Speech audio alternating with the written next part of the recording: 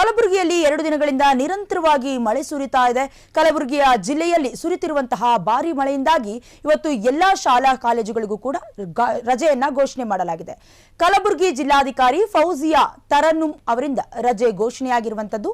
ಶನಿವಾರ ರಾತ್ರಿಯಿಂದ ಸುರಿಯುತ್ತಿರುವ ಧಾರಾಕಾರ ಮಳೆಯಿಂದಾಗಿ ಮುನ್ನೆಚ್ಚರಿಕೆಯಾಗಿ ಜಿಲ್ಲೆಯಲ್ಲಿ ಎಲ್ಲಾ ಶಾಲಾ ಕಾಲೇಜುಗಳಿಗೆ ರಜೆಯನ್ನ ಘೋಷಣೆ ಮಾಡಲಾಗಿದೆ.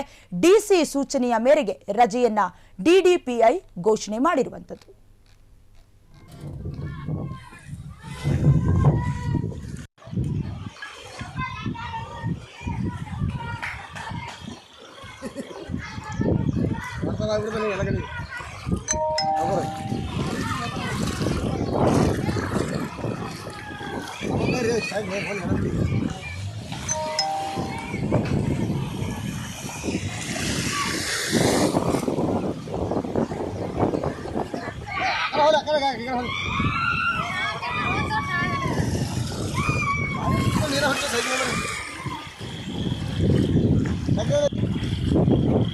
ನಮಸ್ಕಾರ.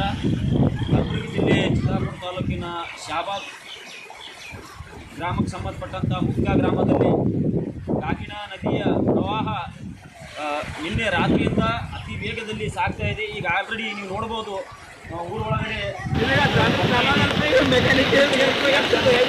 ಇದೇ ಥರ ಆಗಿತ್ತು. ಇದು ಮತ್ತೆ ಮರುಕಳಿಸಿದೆ. ಇದಕ್ಕೋಸ್ಕರ ತಾವೆಲ್ಲರೂ ಏನು ಮಾಡಬೇಕಪ್ಪ ಅಂತಂದರೆ ಸಂಬಂಧಪಟ್ಟಂಥ ಜಿಲ್ಲಾಧಿಕಾರಿಗಳು, ಸಂಬಂಧಪಟ್ಟಂಥ ಅಧಿಕಾರಿಗಳೆಲ್ಲರೂ ಕೂಡ, ಶಾಸಕರು ಕೂಡ ಈ ಭಾಗಕ್ಕೆ